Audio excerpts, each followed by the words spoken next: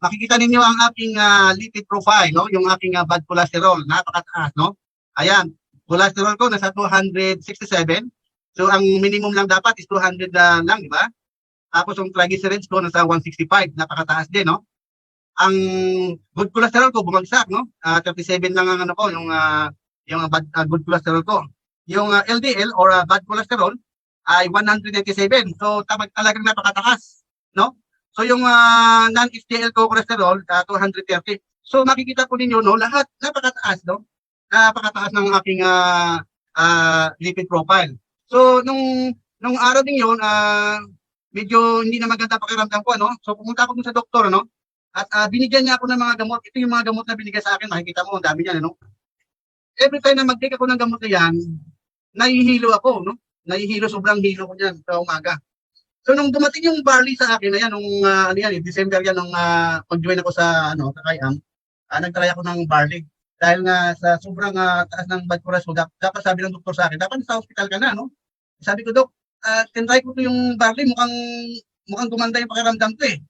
So ayun, nung na yon, after 2 months, 3 months, kasi every 3 months nagpapa-lab laboratory ako. Makikita nyo yung sa taas, kung kailan ako nagpa-laboratory, noong February 28 yan, 2022, receipt lang, no? Itong taon lang. So, dahil sa nag-take ako ng barley, no? Ito lang, oh. Ito, ayan na itong solution, nakikita nyo sa baba, yung sa pula, yung total cholesterol ko sa 103. Ayan, makikita nyo sa baba ko, no? Yan.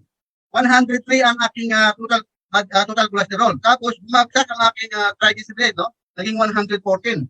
Oh, so bumaba siya, no? Tapos, makikita nyo rin dyan yung aking, ayan, makikita nyo sa nakapula, no? Bumagsak din ang aking good cholesterol, no? Ang bad cholesterol ko, bumagsak din, naging 46. So, sa nakaraan, napakataas, diba? So, yung non-HDL cholesterol ko, naging 69. So, makikita po ninyo, no, sa picture na yun, no? Kung gaano kalakas ang barley. Kung gaano kalakas ang barley, ang laking tulong ng barley sa akin eh. So, yung experience ko, noong bago ako magpa-laboratory, no, noong December na yan, muntik na ako talaga madala sa ospital. Naramdaman ko na eh. So, ang dami ng na nangyari sa buhay ko eh. Hindi lang kasi bad cholesterol yung meron ako, marami na rin akong naramdaman ng sakit dahil nga tumatanda, sabi nga nila, no. I'm 61 years old na po ako, no, itong April. So, 61 years old na po ako. Medyo tumatanda na rin, saka marami na rin na naramdaman. Pero, ang good news dito sa atin, no, sa I Am More Bite, ito yung pinaka-the best, no. Ang pure organic barley, ito talaga ang malaking tulong sa akin, ano, hindi lang sa akin, kundi sa pamilya ko.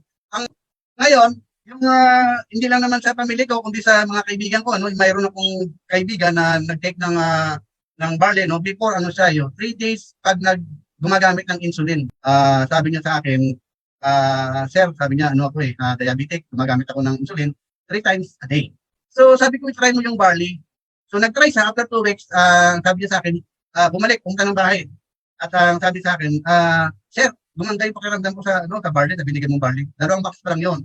Ngayon, ang sabi niya sa akin, hindi na siya hinihingan. So, kukuha sa uli, no? Yun, binigyan ko ulit siya ng barley. Hanggang sa nagpa-member siya. Ang pinaka-good news, nung after na paggamit niya, after 3 months, ang sabi niya sa akin, hindi na siya masyadong gumagamit ng insulin, ano?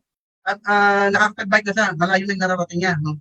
At nagpapasalamat sa akin. So, kahapon, pumunta siya ng bahay, no? Nung nagbisita siya, kasi meron siyang product na pinabili sa akin, no? Ang sabi niya sa akin, alam mo ba, mentor, sabi niya sa akin, 1 sachet na lang ako ng barley every day. 1 sachet na lang sa every day. Sabi ko, ano nangyari sa sugar mo? Sabi niya, wala na, bumagsak na lahat, talagang nag-label na. Sabi niya, yun ang sabi niya sa akin nung nagpunta ka sa bahay nung isang araw. So, good news talaga, no? Talagang ako hindi makapaniwala eh. Sabi ko sa kanya, totoo ba yan? Sabi niya, oo, talagang hindi na ako gumagamit ng insulin, wala na. Kahit gamot, hindi na siya gumagamit, no?